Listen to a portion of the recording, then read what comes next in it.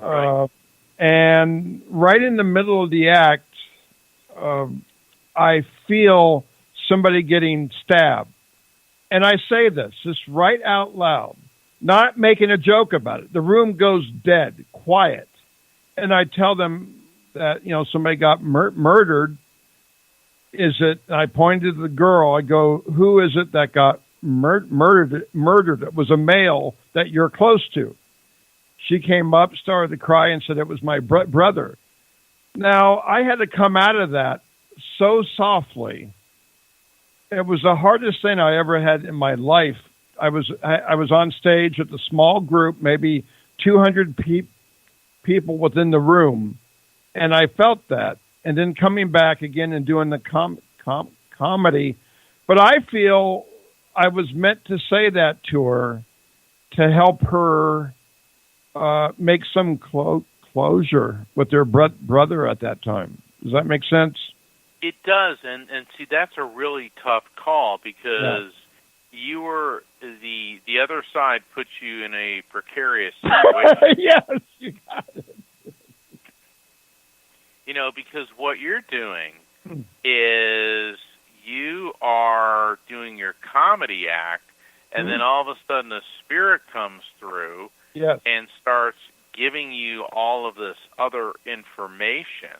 Yes. And it kind of wasn't really the ideal time when you're up there trying to be funny, and all of a sudden you got to switch into, hey, let's deal with your brother's murder. Exactly, but the act was for me to do a reading on stage, and I did one, but nobody expected it to go that deep. No, they don't. Exactly. They're expecting it to be a parlor trick or yes, entertainment. Yes. Yeah, it's well, the other side, what people need to realize is they always want to communicate because they don't sleep, they don't get tired, they don't die, they don't get old. Spirits are quite a surly bunch, I think. Very much. It's. I find it a fascinating field when we're able to help people, like we were saying, but at the same time, to feel the things that occurred and see the things, the clairvoyance that is within the message that we're given. It's such a gift, Mark. It's such a gift. It really is, and people see you and I are very much in the same boat because when we conduct our mediumship, we're also experienced public speakers and we're showmen. And I've had some people say, "Oh, with you, it's all about being showy." And it's like I've seen other mediums. I was at a conference, and there's this one, and honestly, I don't know why she's famous, because watching her work is like watching cement harden. I mean, I think I know who you mean. Yeah, and really boring, and and I wasn't. I'm sorry, but I wasn't wowed. And then she looked at me in the crowd. She goes, "This ability is not about being famous." And, but the thing is, when I'm on stage, I'm animated and I'm all over the place because once I connect with the other side and adjust my brain to higher frequencies, it's like all of a sudden the energy levels in my body go off the scale. Yes. And so I'm all over the place and they hit me so quick and I think of stuff and I sing songs that the Spirit's transmitting and sometimes I'm funny. I was at this event, and it was like the very end, and it was the Q&A session. This woman stands up and goes, "I was really hoping I'd hear from my husband." And before I could say anything, Richard, it comes right out of my mouth. I go, "Elvis has left the building."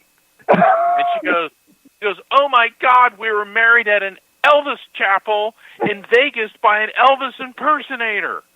I mean, could that be better? And the crowd was roaring with laughter. And, of course, I start going, "Well, thank you all. Well, thank you very much," And this woman was crying tears of joy. Okay, now, if you have Sister Mary Elephant up on the stage and like,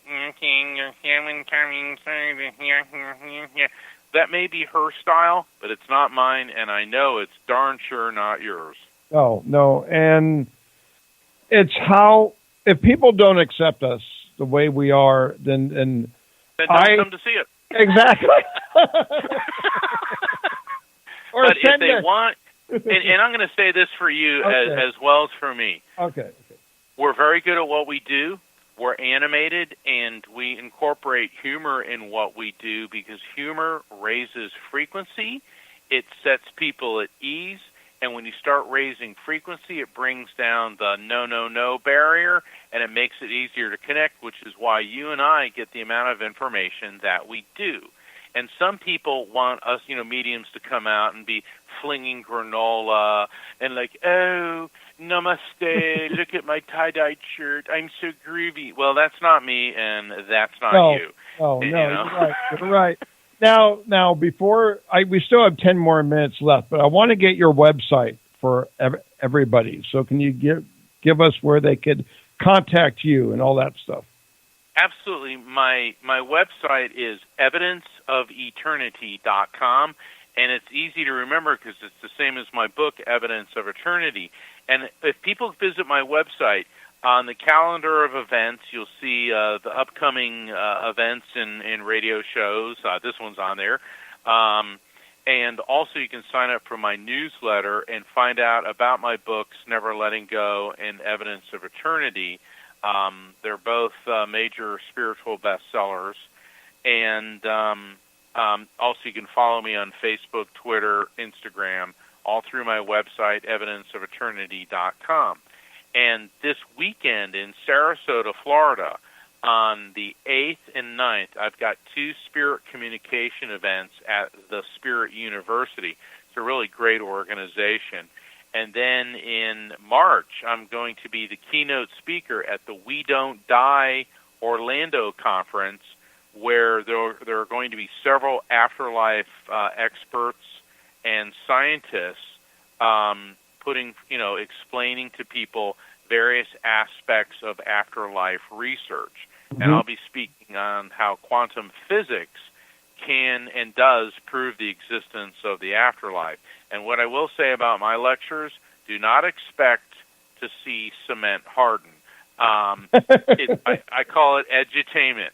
I'm going to educate you and entertain you, and I absolutely love being given the honor of presenting at the We Don't Die conference, and nothing makes me happier than using all of the information I've studied for years and being able to explain it to people, because when you start seeing folks that are there in that pit of despair, coping with the loss of a loved one, and if you can put a little bit of glimmer of light back into their eyes, boy, does that make everything we go through worth it.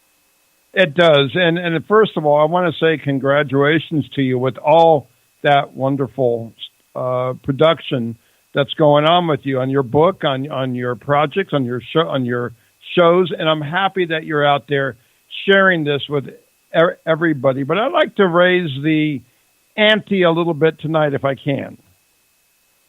Okay. I know you're getting, what is he going to say? What is he going to say? I'm trying to wonder myself, but I just have to ask you this, and you can say no or I pass, okay? It's regarding the wall. I just feel strong about this. I don't know if I'm fit to talk about about this. And I'd like to say my expression of it briefly, if that's okay, Mark. Absolutely. Okay.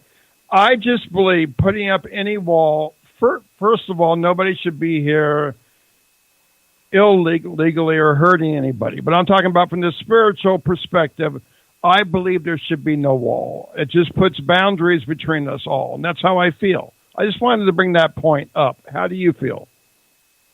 Well, I look at history, and tyrants build walls.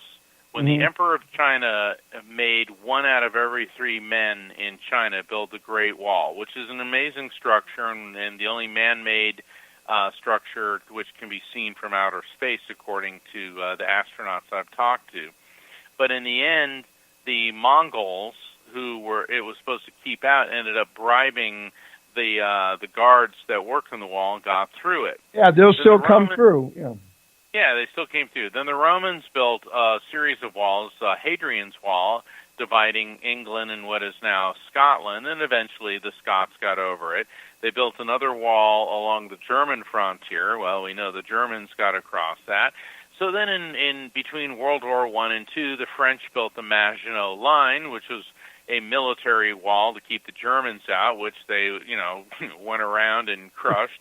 And then Joseph Stalin built the Berlin Wall, which, as I recall, a great man standing before it, and he proclaimed, "Mr. Gorbachev, tear down this wall." So when you look back in time, walls have been a colossal failure. And everyone that has a brain in their head realizes we've got to stabilize security along the U.S.-Mexican border. Of course. Perhaps in some areas, like maybe you need a bit of a wall or whatever, but I think we're better served using technology to do this. Also, I think the best course of action is to work with Mexico, destroy the drug cartels, and start creating more factory jobs in Mexico that American workers don't want to do. In other words, create an economic reason for the people that want to flee Mexico to want to stay there. All the Mexican people I know would rather be in their own country. They're coming here because they want work. So instead of sending factories to atheist, communist enemy China, put them in Mexico, because a prosperous and economically stable Mexico is in everybody's best interest. That's what I think. I could tell you, I've worked in brothels in Tijuana before, and I worked, I don't want to say I worked with the cartel, but I worked with people that were in the cartel in the sense of doing readings for them, in the sense of, and these people aren't nice, okay? They're ruthless. They want what they want, and they're going to get it no matter what it takes them. I've seen them before, but bottom line, with the protection we have already, we're going to be okay, is what I feel. Yeah, I mean, I went through my father dying slowly of cancer in between 2016 and 2017, and he was a veteran, and what my siblings and I and my dad had to go through at the VA, there is no excuse for. And I would rather see $5 billion spent on our veterans and overhauling, because let me tell you, they denied my father aid and attendance benefits, which really would have only been $1,300 a month, and here's why they denied it. He made 84 cents a day too much. Oh, excuse me. Oh, geez. Yeah. Yeah.